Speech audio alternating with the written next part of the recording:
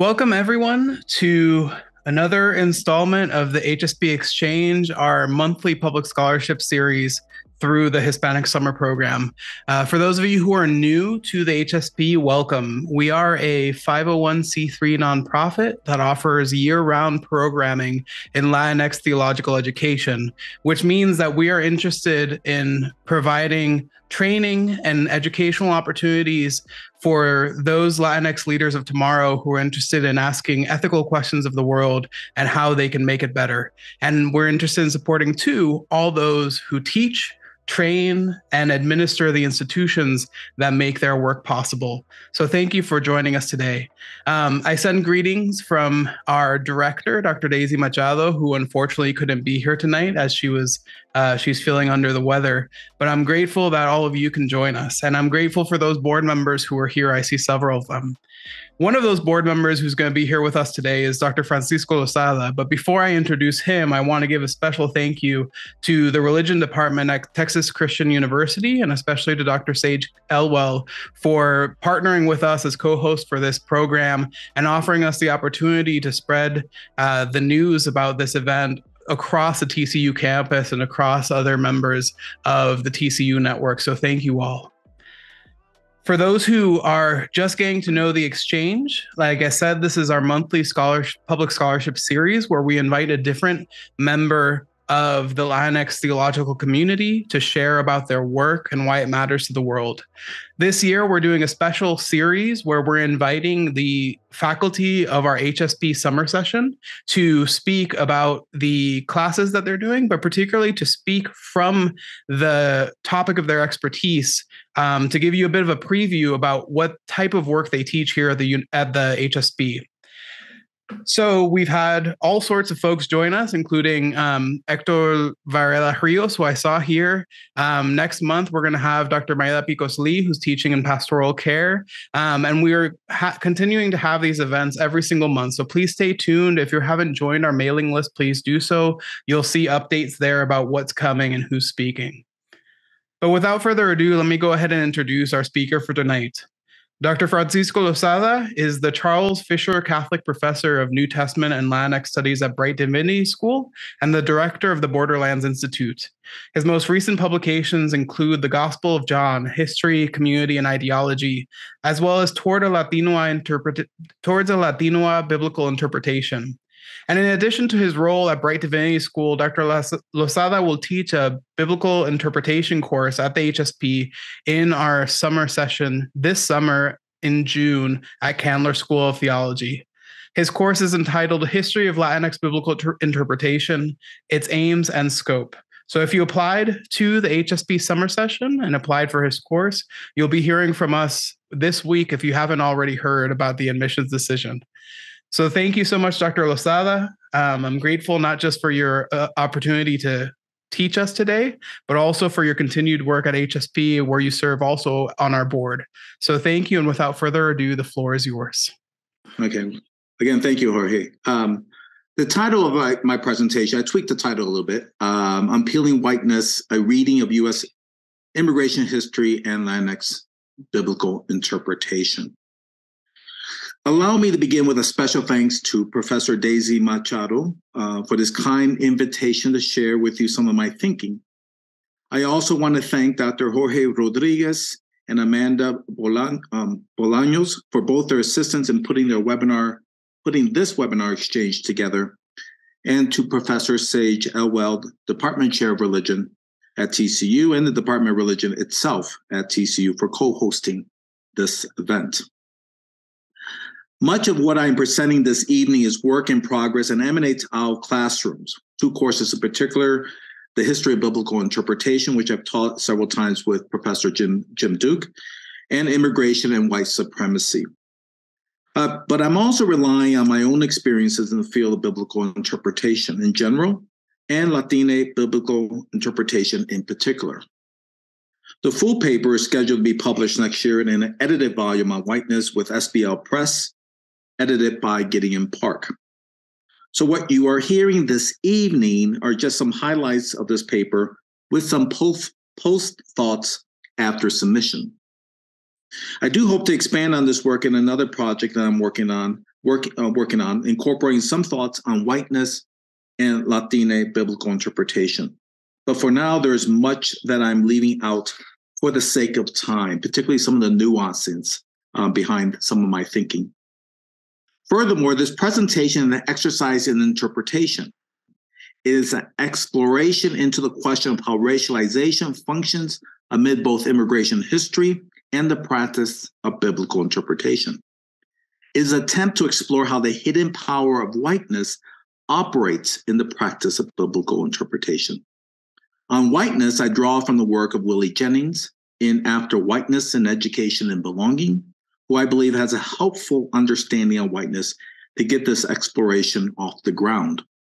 For Jennings, whiteness does not necessarily signify Anglo-Saxons, Europeans, or others that are defined as white or define themselves as white. It is more about the way one privileges space, a way of being, speaking, and doing all as superior over others and signified in society as not white. I'm also informed by Nell Irvin's work on the history of white people, who links whiteness with aesthetics and embodiment, and the work of Laura E. Gomez, Inventing Latinos, whom I am indebted to Jorge for leading me to this study last summer. Laura engages the topic of whiteness within the Latino community. Now, this combination of immigration history and biblical interpretation may appear to be an odd grouping, but I believe that by exploring how immigration history and its role in racialization operate, we can better understand how whiteness quietly maneuvers in the field of biblical interpretation in all its spaces. This pursuit I do see as part of Latinx biblical interpretation's larger project of not only providing readings of the text from a Latinx perspective, which most of us are familiar with, but also to study how established understandings of biblical interpretation perpetuate whiteness, even within Latinx biblical interpretation, which is an undertaking I'm exploring this summer through a Hispanic Summer Program class.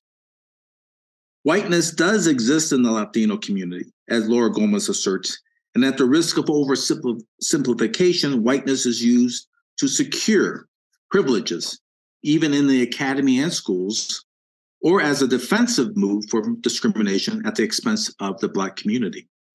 This evening, I would just focus on biblical interpretation in general.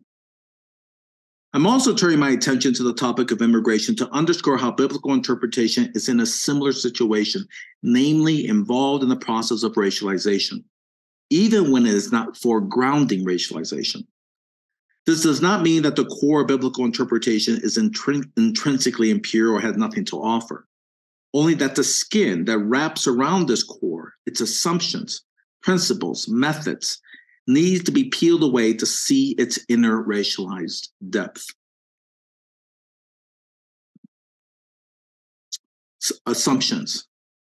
Over the last several years, I immersed myself in the question of U.S. immigration history and its impact on the representation of immigrants. I'm interested in how immigration policies and practices play a central role in defining the undocumented, a term which these days and in this country is often interconnected and expanded to group together Latinos, Latinx communities, citizens or not, with the pejorative term, quote unquote, illegals. I'm also interested in the problematic of whiteness and how it functions and contributes to seeing Latinas and others as not belonging, an internal other that is defined and treated as only visiting the US. At the same time, I'm also concerned with understanding how whiteness operates in the practices of biblical interpretation and how it might contribute to seeing minoritized intellectuals correspondingly as the internal other who do not belong. On this latter point, again, I am drawing from my own account of the disciplinary history, not only as a practitioner, but also as someone some years back responsible for reviewing, approving, and renewing program units for the SBL annual meeting. It is my contention that looking at both immigration history and the history of biblical interpretation side by side, one can begin to see how whiteness operates within both discursive formations. It is an attempt to make the invisible visible, And again, I realize that this is an unorthodox way of examining the practices of biblical interpretation, but it is part of expanding the borders of what it means to do Latina biblical interpretation in the 21st century. In this project that I'm working on, 3 assumptions are operative. First, both the history of immigration and the history of biblical interpretation come out of whiteness. Both are formed with a notion that whiteness is superior, normative, and the in-group default category. Let me be clear, what I'm suggesting here is that the notion of superiority is linked to white racialization and is something we teach even when we are not teaching explicitly about white racialization. This notion of superiority exists in the psyche of many. In other words, it is inside our heads. It leads us to see and do what we have been taught to see and do. That is uplifting whiteness and putting down blackness or brownness. Second, both the history of immigration and the history of biblical interpretation operate overtly and subtly with a hierarchy of racialization. In the case of immigration, the hierarchy has whites, the inside group, at the top, while African Americans and even Native Americans, the outside group, at the bottom. And with Latinos and Asians, generally speaking, and even the white rural poor, or even the Irish or Italians, for example, as outside groups, somewhere in between, depending on the historical time and geographical space. In the case of biblical interpretation, there's also a hierarchy of approaches, with historical criticism practiced primarily by, not all, white intellectuals, while contextual approaches practiced primarily by, not all, ethnic, racial, and gendered minoritized intellectuals at the bottom, with a variety of other approaches or combinations of social, historical, and literary approaches by all floating up and down the hierarchy depending upon time and space. And third, both immigration history and biblical interpretation participate in racial scripts.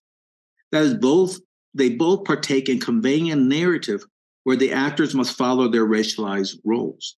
For instance, concerning the history of immigration, in the 1857 Dred Scott case, where the Supreme Court rules that slaves and free African Americans could not sue in federal court because they were not citizens and had no rights, the racial script is that African Americans must play the second-class role of not suing lest they will be punished. The script here, they do not belong. Regarding the history of biblical interpretation, if one looks at the names behind the prominent biblical commentary series in the 20th century, such as the Anchor Bible series, written primarily by white men, the racial script in the Guild is that minoritized and female scholars are not qualified to play the role of biblical scholar. They are not part of the core of the membership. This kind of hidden racialization and sexualization over the years advantages some and disadvantages others with respect to providing privileges, as in the case with teaching positions at universities, colleges, and divinity schools where historical criticism is the preferred approach. Scope.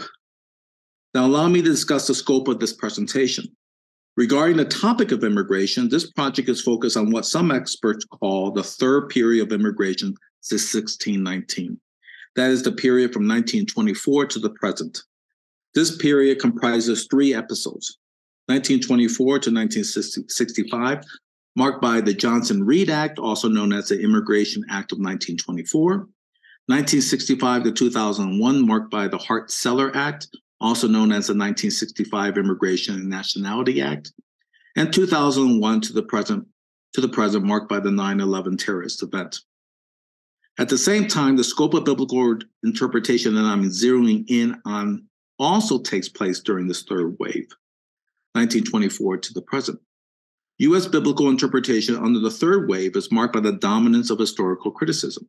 From 1924 to 1965, the rise of contextual hermeneutics from 1965 to 2001, and then the defense of contextual hermeneutics from 2001 to the present. These lines are also not fixed and are quite porous and flowing. They do overlap one another and are interconnected. The periods are simply analytical aids to help me focus during this study. Biblical interpretation, at least how it's traditionally conceived and practiced in the U.S., mirrors the development of U.S. immigration history. It is important here that I'm not arguing that U.S. immigration history and biblical interpretation were in direct communication with each other.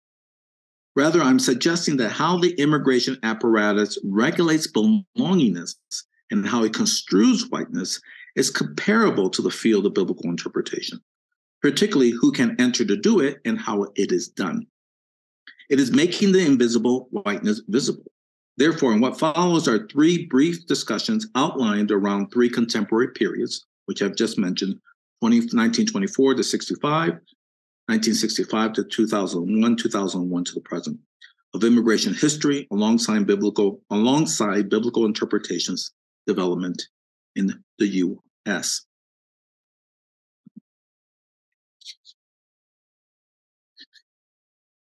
1924 to 1965, closing the doors. In 1924, the U.S. immigration system initiated the Johnson-Reed Act, also, as I just mentioned, known as the Immigration Act of 1924. This new law established national origins quotas that were perceived by many pro-immigration advocates as highly restrictive and discriminatory, particularly towards Southern and Eastern Europeans, instead favoring those Northern and Western Europeans. The law, as you may know, limited, quote, the annual number of immigrants from a specific country to 2% of the number of people from that country who were already living in the U.S., based on the 1890 census data, end quote, states Natalia Molina in How Race is Made in America. In 1890, there were more Northern and Western Europeans compared to Eastern and Southern Europeans in the U.S. At this time, argues Molina, the act did not impact immigration from Western Hemisphere, but not without efforts by politicians influenced by nativist and eugenic so-called science, who saw those of the Western Hemisphere, particularly Mexicans, as inferior. The nativists influenced the immigration machine, thus seeing Mexicans and Mexican Americans in particular as contaminating the white nation with impure indigenous blood. And for the nativists, Mexicans and Mexican Americans were deportable since they did not belong in the U.S. Despite agribusiness disparagement for the 1924 law, and because they needed laborers, they also viewed the laborers as expendable and deportable. Agribusiness was just as xenophobic as the nativist supporters for the act itself. For the agribusiness industry and other xenophobic groups, Mexicans did not signify whiteness or blackness, so they could not be naturalized as citizens, despite in the matter of Rodriguez in 1897, in which Texas Federal District ruled that Ricardo Rodriguez, based on the Constitution of the Texas Republic and the Treaty of Guadalupe, could apply to be a natural citizen. To be naturalized at this time, one had to be construed as either white or black. Interestingly, the judge, Thomas Maxey, refrained from placing Rodriguez in either of these racial classifications and instead, quote, classed him with the copper-colored or red men. He has dark eyes, straight black hair, and high cheekbones, end quote, cited by Molina in How Race is Made in America. What you have here is race making, the power to make race, as with Mexicans and Mexican Americans, and one can see this with Puerto Ricans, Dominicanos, Cubans, Guatemaltecos, and other Central Americans later in history. It's a practice behind the power of whiteness. It can protect the definition of whiteness and at the same time keep blackness and brownness at the bottom of the hierarchy. The 1924 Immigration Act, argues Molina, is written out of whiteness. And from this moment to 1965, all attempts to limit immigration from certain parts of the globe and to pass policies and laws to keep whites white and all others non-whites was at full force. My point here is that during the restrictionist period of 1924 to 1965, there is a strong push to reinforce the idea that the practices of the immigration apparatus contribute to racial scripts. That is, racial scripts that narrate that the U.S. belongs to whiteness, especially to those classified as whites and who have a high-level understanding that whiteness means only they themselves belong. Now let's turn to biblical interpretation during this period. Whereas the immigration policies from 24 to 65 teach that whiteness means belongingness, this is a more challenging task to recognize in the field of biblical interpretation.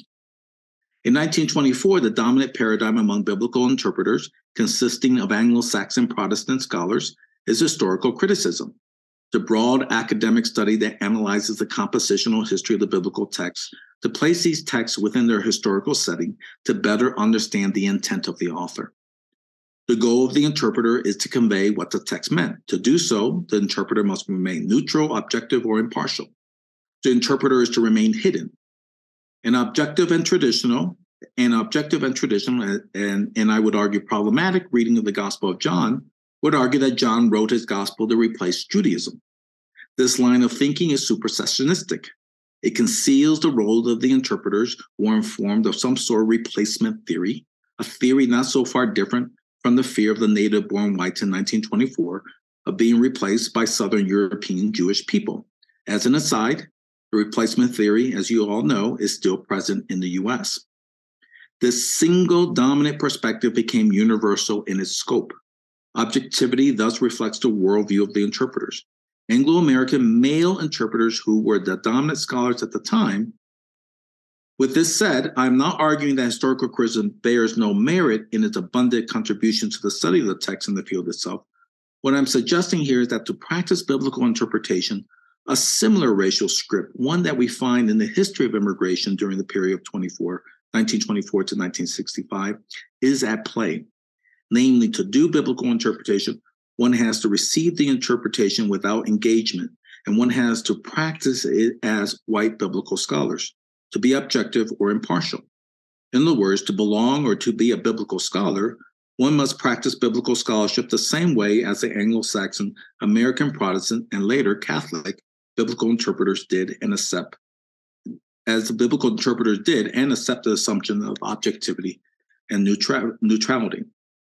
George Lipsitz in Possessive Investment in Whiteness says, quote, as the unmarked category against which difference is constructed, whiteness never has to speak its name, never has to acknowledge its role as an organizing principle in social and cultural relations.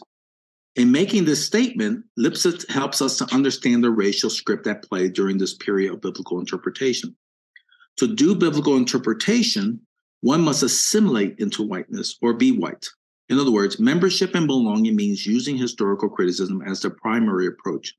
Historical criticism will come to signify whiteness, particularly for many minoritized interpreters today. 1965 to 2001, opening the doors. Most of the immigration policies that are in place today, it has been argued, emanate from the Hart-Celler Act, as mentioned, also known as the 1965 Immigration and Nationality Act. Besides providing preference for family reunification, employment, and refugees, the 1965 Immigration Act abolished the national identity quota system. It instead raised the annual ceilings of immigrants from the Eastern Hemisphere and from around the globe. This significant change will open the doors to nationalities that would have had a much harder time entering the U.S. with the old national identity quota system. With this new law, a racial script is rewritten. Immigration from Latin America, Africa, and Asia would be welcome, more or less, and the new migrants' presence would expand quickly. But soon after the passage of the 1965 Act, these new immigrants would be perceived as a threat to whiteness. Those whites who are aligned tightly to the idea that America means the white race will experience a sense of fear that their way of life, language, and privileges will soon be replaced by these new immigrants from the non-Northern or Western Europe. This recalls for me the growing voice by some white Americans during this period in pushing for English-only laws and cases put forward of reverse discrimination when the doors of law schools, medical schools, divinity schools, colleges, and universities began using diversity as a variable to create a more wide-ranging student body. As soon as the door of diversity began to open, it immediately began to be slowly closed again, but not without resistance or counterscripts, scripts that challenged the dominant normative racialized scripts of membership and belongingness. In the wake of the 1965 Immigration and Nationality Act, we have the United Nations High Commissioner for Refugees issuing the key principle of non-refoulement, the civil rights movement, peoples fleeing communist regimes in the 1970s, and receiving preferential immigration conditions, and a host of other actions expanding from the 1965 Immigration Act, such as the 1980 Refugee Act, making U.S. refugee policy more responsive to changing situations across the globe, especially from Central America. The dominant racial script from 1924 to 1965 was that whiteness is the prerequisite to citizenship. But now, as a result of the 1965 Immigration Act, whiteness is being pushed and stretched. With the arrival of new peoples into the U.S., combined with those who have been in the U.S. and who recall the days of segregation across the South and the Southwest, they are challenging the way they are represented in society. Their voice and agency are emerging on many fronts. Immigration policies will continue to be created out of fear of their presence and will react with the 1986 Immigration Reform Control Act, which provided amnesty for established non-citizens residents, but at the same time increased border enforcement.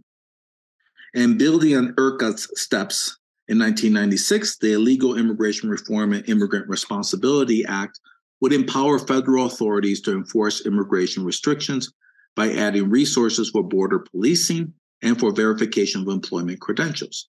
Both these acts, along with others, will contribute to an increased border enforcement and casting the in-document as quote-unquote illegal. It would group many, if not all, Mexican Americans and Mexican Americans and many, if not all, persons of Latin American descent as quote-unquote illegal, no matter if one is a citizen or not, and no matter if one has been in the U.S. for many years, or only spoke English. The increased correlation between quote-unquote illegal and Mexican American and Central Americans during the 1980s and 1990s would take off with the help of cable news, talk radio shows, and other news outlets in the 1980s and 1990s. This is the invisibility of whiteness that remains in our discourses. Even when we think we are not talking about race, we are talking about race.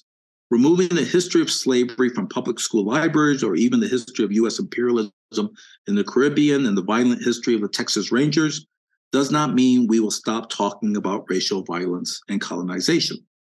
In fact, race is being talked about at a higher volume. We are now talking about whiteness with a bullhorn.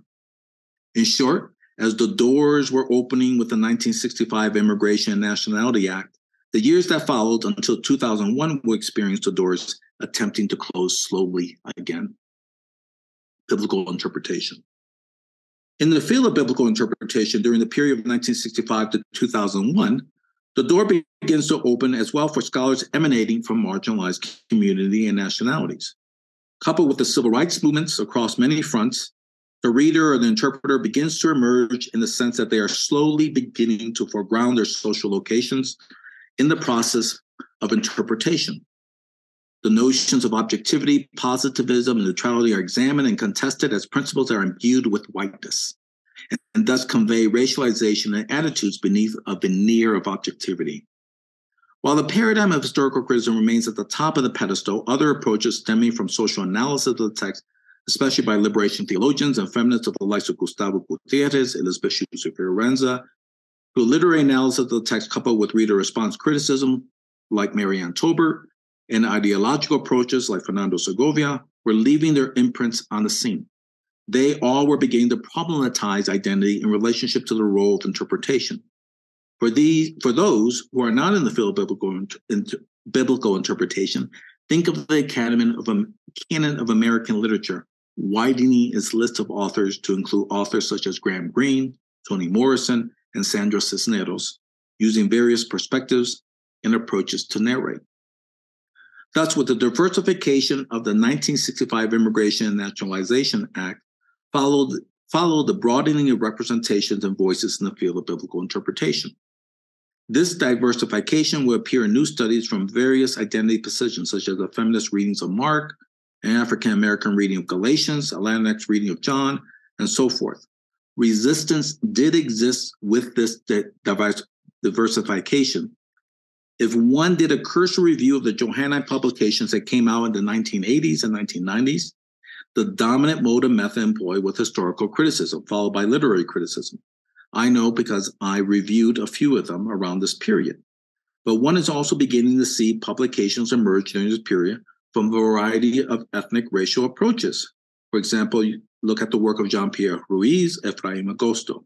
gender approaches, Leticia Guardiola Science, Elsa Tamez, and methodological approaches, such as Francisco Garcia Treto's work.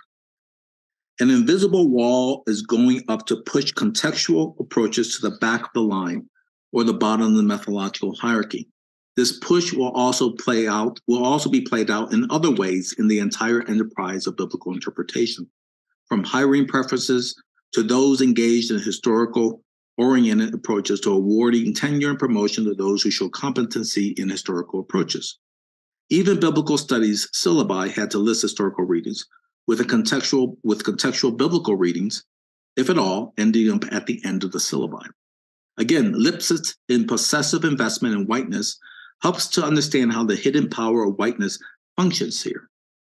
Paraphrasing, by maintaining a certain approach and orientation linked to whiteness, whiteness needs not to be foregrounded, nor acknowledged in shaping perceptions of readers and distance events.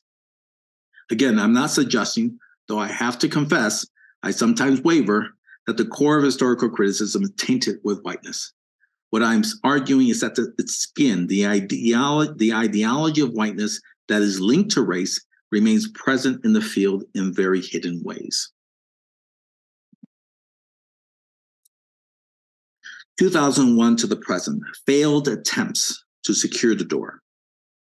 As we all know, 2001 is marked with the terrorism events of 9/11, and what follows, among other things, from this devastating event is a move to secure the borders of the U.S. In 2002, with the passing of the Homeland Security Act, came the Department of Homeland Security, which as I see it, reflects the mounting anxieties and fears about immigration and strangeness in the aftermath of 9/11. For sure, at this time, xenophobia and the rise of white supremacy once more in the country exists on many fronts and takes roots in many corners in the country. As such, in 2006, a Secure Fence Act would be passed, which will expand existing securing of the southern border with barriers such as fences, walls, and electronic surveillance.